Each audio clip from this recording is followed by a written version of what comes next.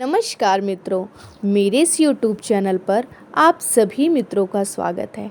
आइए आज हम सभी लोग तुलसी जी की संपूर्ण कथा को श्रवण करते हैं।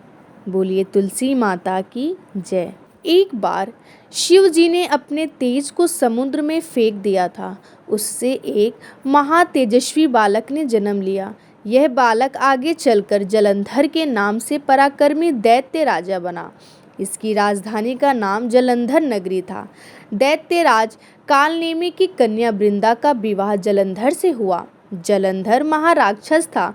अपनी सत्ता के मद में चूर उसने माता लक्ष्मी को पाने की मनोकामना से युद्ध किया, परंतु समुद्र से ही उत्पन्न होने के कारण माता लक्ष्मी ने उसे अपने भाई के रूप में स्वीकार किया। वहां से पराजित होकर वह देवी पार्वती को पाने की लालसा से कैलाश पर्वत पर गया। भगवान देवाधिदेव शिव का ही रूप धरकर माता पार्वती के समीप गया, परंतु मां ने अपने योग बल से उसे तुरंत पहचान लिया तथा वहां से अंतर्ध्यान हो गई। देवी पार्वती ने क्रोध होकर सारा वृत्तांत भगवान विष्णु को सुनाया। जलंधर की पत्नी वृंदा अत्यंत पतिव्रता स्त्री थी। उसी के पतिव्रत धर्म की शक्ति से जलंधर ना तो मारा जाता था और ना ही पराजित होता था। इसीलिए जलंधर का नाश करने के लिए वृंदा के प्रतिव्रत धर्म का भंग करना बहुत जरूरी था। इसी कारण भगवान विष्णु ऋषि का वेश धारण कर वन में जा पहुँचे, जहाँ वृंदा अकेली भ्रमण कर रही थी। भगवान के साथ दो मायावी राक्षस भी थे, जिन्हें देखकर वृंदा भयभीत हो गई। ऋषि ने वृंदा के सामने पल में दोनों को भस्म कर दिया। उनकी शक्ति देखकर वृंदा ने कैलाश पर्वत पर महादेव के साथ युद्ध कर रहे अपने पति जलंधर के बारे में पूछा। ऋषि ने अपने माया जाल से दो बानर प्रकट किए। एक बानर के हाथ में जलंधर का सिर था तथा दूसरे के हाथ में धड़। अपने पति की यह दशा देखकर वृंदा मूर्छित होकर गिर पड़ी।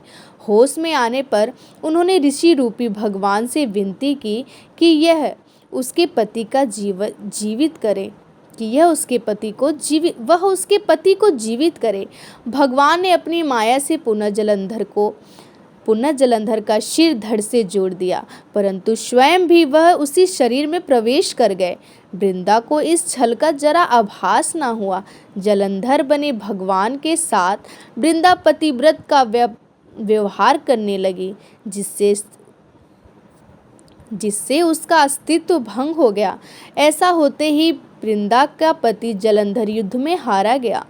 इस सारी लीला का जब वृंदा को पता चला तो उसने क्रोध होकर भगवान विष्णु को शिला होने का श्राप दे दिया तथा स्वयं सती हो गई।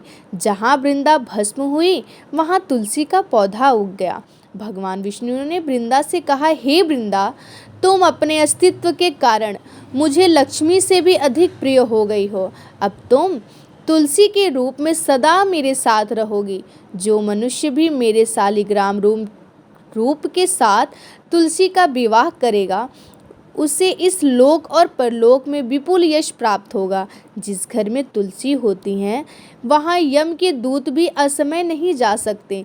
गंगा व नर्मदा के जल में स्नान तथा तुलसी का पूजन बराबर माना जाता है। चाहे मनुष्य कितना भी पापी क्यों ना हो, मृत्यु के समय जिसके प्राण मंजरी रहित तुलसी और गंगा जल मुख में रखकर निकल जाते हैं, वह पापों से मुक्त होकर बैकुंठ धाम को प्राप्त होता है। जो मनुष्य तुलसी व आंवले की छाया में अपने पितरों का श्राद्ध करता है, उसके पितृ मोक्ष को प्राप्त हो जाते हैं। उसी दैत्य जलंधर की यह भूमि जलंधर नाम से विख्यात है। सती वृंदा का मंदिर मोहल्ला कोट किशनचंद में स्थित है। कहते हैं इस स्थान पर एक प्राचीन गुफा थी जो सीधी हरिद्वार तक चली जाती थी।